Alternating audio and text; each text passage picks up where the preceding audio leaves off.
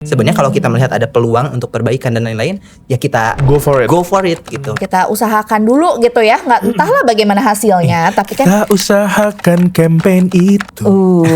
by Lutfi ya Kak. Oke.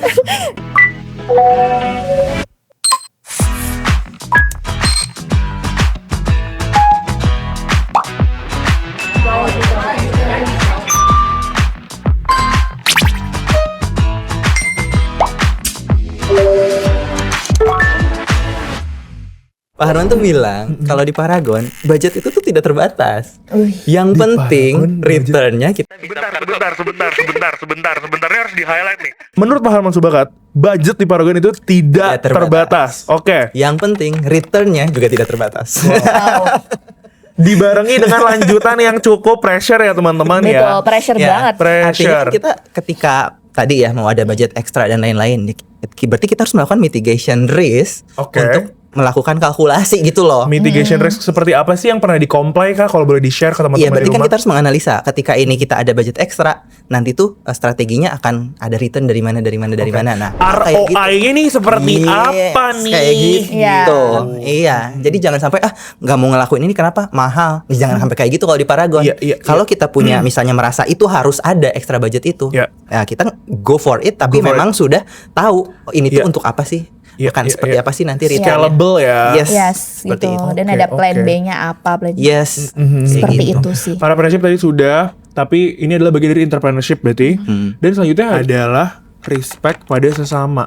Nah, respect terhadap sesama ini tuh didefinisikannya sebagai kayak gimana sih Kak? Mungkin di Paragon kan ada juga pasti mungkin tadi ya new hires atau gimana dan iya. kakak-kakak yang udah lead ini kan pasti kan kayak siapa loh? Nggak kayak gitu pasti ya. Enggak ya, alhamdulillah sih Gimana belum pernah sih? ditemukan ya. Belum pernah ditemukan ya. Ada nggak pernah ada mungkin senioritas gitu di sini nggak ada ya? Nah itu sih yang sebenarnya menarik ya Kak, karena mungkin respect pada sesama ini kan kayak bukan hanya respect gitu terhadap senior-senior, Zin. tapi juga sebenarnya tuh kalau misalnya respect pada sesama itu aku rasain itu waktu awal masuk sini dari fresh grad itu bener-bener kayak kita tuh sebagai anak muda tuh didengerin banget gitu loh Kak. Jadi kayak misalnya punya ide atau punya apa nggak kayak dianggap sotoy atau gimana gitu loh. Padahal kan sebenarnya mungkin yang denger-denger kan di tempat lain tuh suka ada aja gitu kan kayak Iya, iya. kayak Anak-anak baru, "Tahu apa nih tahu kamu?" apa Iya sih? kan kayak gitu. Tapi itu tuh karena kita dulu pas masuk tuh diperlakukan kayak gitu, jadinya sampai sekarang pun aku tuh justru kalau misalnya ada anak baru kayak pengen tahu insight kamu tuh apa sih kayak Iya. gitu-gitu gitu. Kalau Kak Bayu gimana nih Kak? Kalau aku melihatnya kalau respect pada sesama itu kita tuh punya mindset bahwa melihat setiap orang itu valuable. Kita harus memberikan kesempatan kepada orang lain walaupun saat itu belum mencapai kapabilitasnya, ya kita percaya dia akan progresif ke depannya gitu. Kalau kita nggak respect, dia akan berhenti di situ gitu. Pasti dia akan kapok gitu untuk iya. nggak mau ngomong lagi Betul. di meeting-meeting berikutnya. Diem salah, ngomong salah gitu kan. Ya, makanya kita harus respect gitu Iya, sih. paling gampang jadi ini aja tanaman hias palsu. Udah diem aja nggak usah ngapa-ngapain gitu. Dan selanjutnya ada gotong royong nih. Gotong royong ini tuh cukup semboyan yang hangat gitu di Iya. masyarakat Indonesia ya. Cuman ada bedanya nggak sih? Mungkin di internal Paragon tuh gotong royongnya berbeza kah? Atau ada mungkin cerita-cerita personal kah selama jadi Paragonian? Kak Sabu? Oke, mungkin kalau dari aku kayak tadi kita bisa ngomongin salah satu eventnya Paragon Beauty Science Tech juga ya BST ya. BST. Nah di BST ini kayak sebenarnya itu tuh kan kayak bentuknya kepanitiaan ya Kak. Kepanitiaan tapi bukan kepanitiaan kampus ya. Iya, tentunya ini lebih Grande ya. grande lagi ya kan. Nah, di mana itu tuh kayak kadang-kadang kita nganggepnya kayak memang ekskul lagi gitu kan. Jadi kan kayak sebenarnya bukan apa ya kerjaan Bagian kita, dari bagian dari main job desk. main job desk Iya, gitu. Di mana sebenarnya kalau kayak dipikir-pikir ya kayak bikin kepanitiaan untuk event sebesar itu dengan orang-orangnya itu sebenarnya bukan cuman ngerjain itu tuh kan kayak berat banget gitu Berat ya. banget ya. Karena kerjaan nggak berhenti ya. Betul, kenapa ya terus menerus gitu Terus ya menerus, kan. Tentu kita terus bersyukur ya. Terus bersyukur, masih yes. bisa diberi kepercayaan oleh Allah Iya, ya. dan Yes. juga terus turut membangun Paragon sampai mungkin HQ-nya nanti ada lebih banyak lagi ya. Kalau kata dokter Sari, ngapain Paragon nge-hire kita kalau kerjaannya nggak susah? Ngapain tesnya susah ya, saya maksudnya. Kita Ngapain? ada di sini untuk mengerjakan Betul. hal yang Hal susah sulit, tadi. sulit, betul. Iya, mudah-mudahan ya kita bisa memberikan kontribusi ya Kak Bayu. Ya, Lanjut. Setelah 1 dekade ini udah terbukti pasti ya, evidence speaks louder nih. Oke, Ya, gimana nih? intinya habis dari kayak untuk ngerjain sebuah event ini tadi kan kayak bayang Kepanitiaan beratnya nih. gitu ya kemarin kalau misalnya Aku baru kepanitiaan tahu loh, aja. maksudnya berarti aku kira tuh emang udah ada assignment dari kantor bahwa oh ini akan dipegang siapa-siapa, berarti ini bentuknya adalah kepanitiaan. Iya, jadi memang Oke. di-assign tapi memang kayak baru ngerjain kerjaan kita yang daily aja gitu Kak. Oh, oke. Gitu. Jadi kan sebenarnya ngebayanginnya kayak waduh bakal berat banget, tapi emang ternyata berat gitu ya. Iya. Cuma karena kita That's fact. gotong royong ya tadi ya kan gitu. Jadi dari masing-masing divisi tuh udah ada kayak ini nih pacing siapa. Ternyata itu bisa kejadian gitu. Jadi kerasa banget nih kerjasamanya dari berbagai pihak atau divisi yang sebelumnya tuh bahkan belum kenal Belum gitu pernah kerja sama bareng. nggak biasa kerja sama bareng, terus jadinya kerjasama di satu kepanitiaan ini tuh kayak kerasa banget nih anak-anak Paragon ini tuh kok willing banget ya saling tolong menolong, walaupun misalnya itu kayak nggak masuk ke main job desk kita yang mungkin akan dinilai di one on one gitu ya misalnya, tapi itu kayak nggak ada benefit langsung lah ya, quote unquote ya. Betul. Jadi kayak kerasa banget sincere-nya kita saling tolong menolong sampai eventnya kejadian dan apa yang kita mimpikan bersama itu tuh terwujud. Semua Paragon itu willing untuk membantu, untuk kayak participate, itu nggak mungkin kalau nggak datang dari dorongan dalam sih. Kalau misalnya nggak nyaman kita nggak ngapain, kita ikut-ikutan kayak gini ya. Anyway, Kak Bayu ada kalau aku mungkin lihatnya ke aktivitas kecil kali sehari-hari ya. Kayak misalnya gotong royong itu aku lihatnya even ketika kita mau ada forum tadi atau apa, ada orang yang pertama kali bantu untuk at least bookingin ruangan gitu. Atau misalnya dia itu bantu kirim invitation gitu-gitu. Nah, itu kan sebenarnya kalau kita dalam grup ya, kan bisa tunggu-tungguan tuh. Iya. Kerjaan siapa kan nunggu admin lah atau dan lain-lain. Nah, aku ngelihatnya beberapa orang tuh udah sangat inisiatif, asertif gitu untuk melakukan hal-hal kecil kayak gitu. Nah, cuma mungkin yang mau aku garis bawahi gotong royong di sini adalah kita tetap harus bisa tahu ada akuntabilitas tertentu di expertise kita. Nah, misalnya nih aku punya kerjasama sama Sabe, jangan sampai karena gotong royong berarti nanti yang harus uji keamanan formula Sabe aja lah, kan kita gotong royong. Jangan kayak gini juga, karena ada tanggung jawab juga gitu sesuai dengan expertise kita yang harus kita selesaikan. Terus udah nih kita perbaikan berkesinambungan ya. Betul. Itu tuh kayak gimana sih Kak? Maksudnya perbaikan seperti apa sih yang sustainable emang? Mungkin gini ya, kalau di Paragon yang namanya perbaikan berkesinambungan itu mindsetnya adalah kita tuh nggak harus perfect dulu baru go. Gitu. Jadi nggak apa-apa kalau punya ide walaupun masih parsial gitu ya, ya go aja. Tapi kemudian nanti kalau kita menemukan sebuah kekurangan, perbaiki terus. Along the way gitu. Nah, salah satu contoh kecilnya gitu ya, aku melihat di tim aku dulu ada yang kita kan punya sistem yang namanya sumbang saran ya. Jadi anyone in Paragon at any level itu bisa memberikan ide perbaikan gitu. Salah satu tim aku dulu bilang gini, Mas Bayu itu kalau kita mau masuk ke R&D itu tegelnya agak tajam. Bisa jadi orang jadi nggak safe, jatuh atau kayak gimana gitu, atau berdarah dan lain-lain, kesandung dan lain-lain. Even dia memberikan ide itu kemudian diperbaiki, ujungnya itu dibikin lebih curvy lah, lebih tumpul dan lain-lain, sehingga jadi lebih aman untuk dilewatin. Hal kayak gitu aja tuh itu tuh membuat kondisi sebelumnya dengan kondisi sekarang jadi lebih baik. Setidaknya lebih baik dulu. Perbaikan gizi juga ya. Aku hari ini nggak ketawa terus ya kalau mau Lutfi ya. Itu kan kalau kita nggak punchline kita nggak makan. Iya benar. Kasian nih Kak Lutfi kan. Kak Sabe gimana Kak Sabe?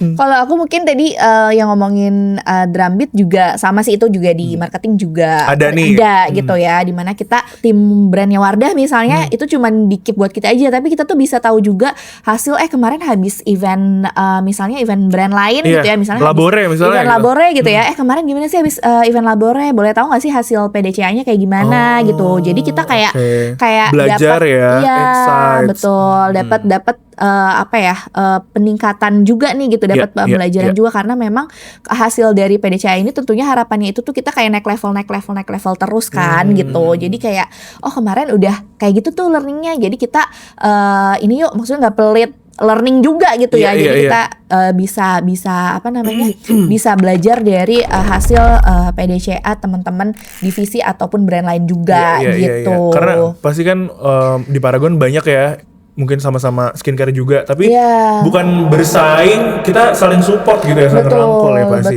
betul. Oke, berarti itu adalah contoh-contoh perbaikan yang berkesinambungan ya. Ada drum beat di situ ya Kak. Iya. Dan betul. tadi highlightnya perbaikan itu nggak harus yang langsung gede gitu. Betul. Kecil-kecil aja tuh nggak apa-apa. Sekecil tegel tapi konsisten. Iya, itu sekecil tegel. Sekecil tegel. Abis tegel kita langsung ganti karpet, abis itu nanti ganti plafon, ganti toilet gitu nggak ya? Iya. Nah, terus jadi yang ketiga nih berarti ya. Jadi yang ketiga adalah pembelajar. Nah, pembelajar ini tuh maksudnya kayak gimana sih? Kita kan udah kerja nih. Kita kan udah bukan mahasiswa lagi. Pembelajar seperti apa yang dimaksud nih sebagai Paragonian nih Mas Bayu? R&D itu ada mistake apa sama ada opportunity apa. Jadi contohnya nih aku gagal melakukan Buku-buku sebuah dosa ya, Sa? buku-buku dosa. Laporan Jadi misalnya kegagalan. Kegagalan. misalnya aku nih gagal formulasi. Oh misalnya kenapa sih si lipstiknya lembek lah, lipstiknya apa dan lain-lain. Lipstick lembek Gitu kan. Emang kalau lipstick keras jadi tawas dong. Kan dia namanya semi solid. Kalau Oke. lipstick ya kan nggak padat tapi Sebagai nggak orang Wardah lembek juga. Sebagai orang Wardah pernah denger nggak ini?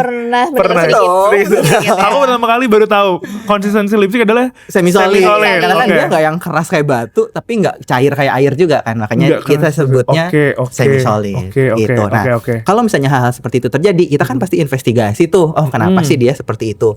Ada tuh lesson learn-nya dan lain-lain. Nah, itu kita dokumentasikan dengan rapi. Dan setiap orang harus mensubmit lesson learn tersebut tuh di akhir tahun supaya bisa dibaca sama teman-temannya yang lain di tahun depannya, apalagi buat teman-teman yang baru masuk.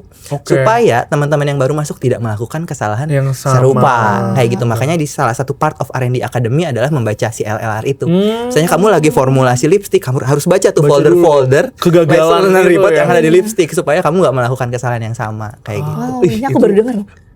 Ya, mungkin itu adalah salah satu terobosan dari R&D juga ya berarti ya. Iya. Kalau Kak Syabi gimana Kak? Oke, kalau aku mungkin kayak ya tadi pembelajar di sini tuh bukan hanya tadi Bayu bilang kayak pelajar yang formal aja gitu ya, Training Bay. Bisa gitu-gitu juga ya. sebenarnya belajar kayak dari kita saling memfeedback sama satu sama lain gitu. betul. Aku tuh jadi kayak inget Tim terdekat ya. tim terdekat, tim menjauh pun nggak apa-apa Oh, nggak gitu apa-apa. ya. Misalnya aku kayak aku tuh pernah ada sesi waktu itu kayak lagi ekskalasi. Ekskalasi itu kayak bukan mengadu ya Kak, tapi ekskalasi. Eskalasi. Iya. Ya itu adalah Jadi itu adalah ke Mbak Sarah tuh, ke EVP kita gitu kan. Oke. Terus kayak ya Mbak ada case ABC nih, ini penyebabnya dari divisi ini kayak ABCD gitu kan ya. Terus kayak dan saat itu tuh kata Mbak Sarah tuh wah ini maksudnya harus dikasih tahu nih hal-hal kayak gini bahwa maksudnya nggak cuman ngaduin atau ekskalasi ke Pihak saya aja terkait, ya ya.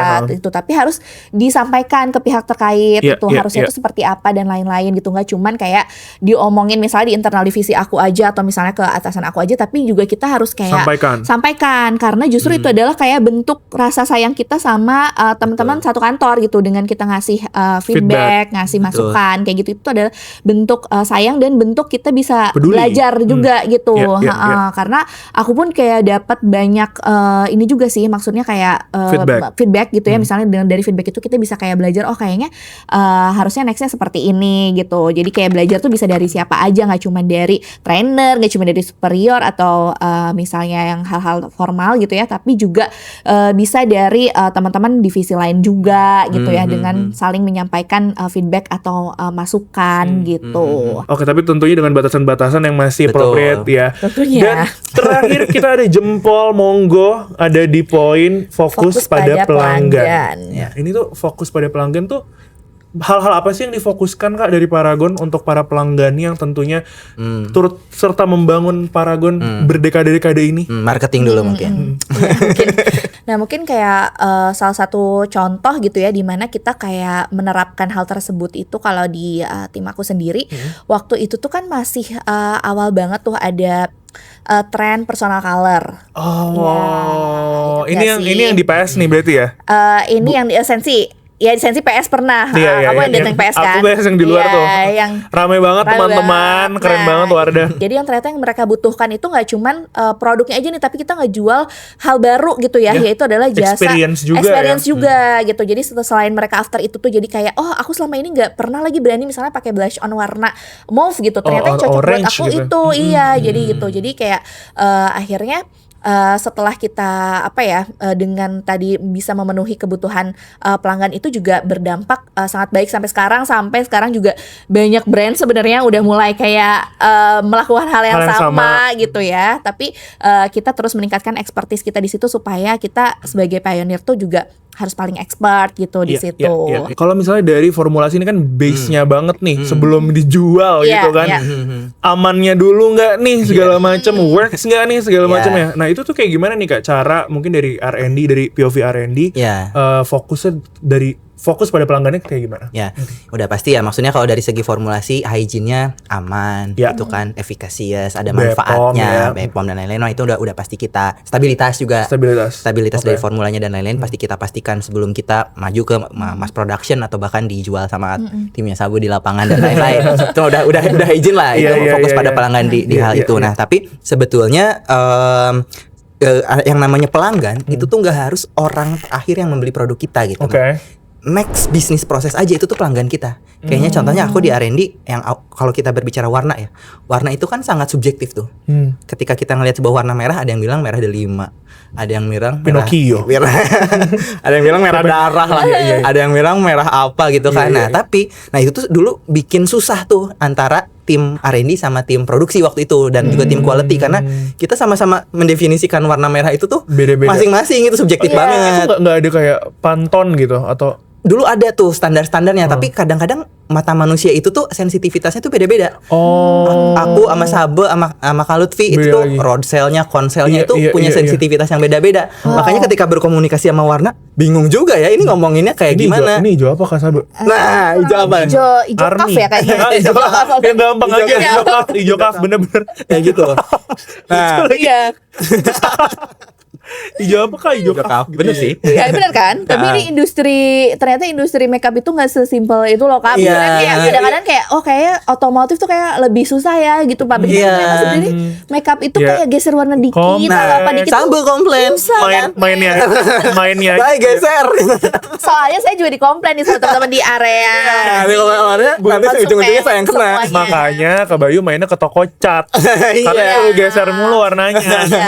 Iya, kayak gitu. Nah, terus kan berarti harus ada si warna ini harus kita lakukan sesuatu agar tuh terkuantifikasi. Akhirnya kita pakailah spektrofotometer dan lain-lain. Ada improvement sehingga warna itu jadi satu bahasa numerik kayak gitu. Nah, itu kode, itu kan gitu betul. Itu salah satu cara bagaimana caranya kita pelanggan berikutnya yaitu produksi dan QC lebih mudah gitu untuk menangkap proses-proses yang berasal dari kita. Mempermudah pekerjaan orang lain juga ya pahala ya Kak ya. Betul. Jadi kayak bermanfaat langsung untuk gitu. Jadi fokus pada pelanggan itu menurut aku sangat bisa dikonekkan ke hal-hal kayak gitu juga gitu. Hal-hal kecil yang kita bantu dengan adanya keberadaan kita ternyata buat orang lain tuh segitu kerasanya gitu. Jadi pelanggan tuh nggak selalu eksternal, nggak selalu buyers dari produk kita, tapi next prosesnya kita, tim kita itu tuh sebenarnya pelanggan kita juga yang perlu kita bantu. Third party itu juga. Third party juga. Makanya tumbuh bersama-sama kan salah satu value-nya Paragon juga.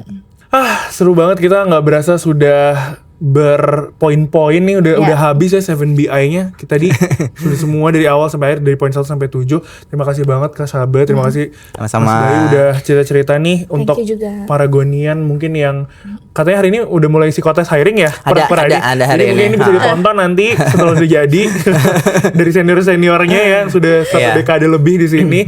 Terima kasih banget kakak-kakak. Nanti jangan lupa juga teman-teman untuk stay tune for the next episode of CCTV alias cerita-cerita tentang Paragonian. Bye-bye. Bye-bye.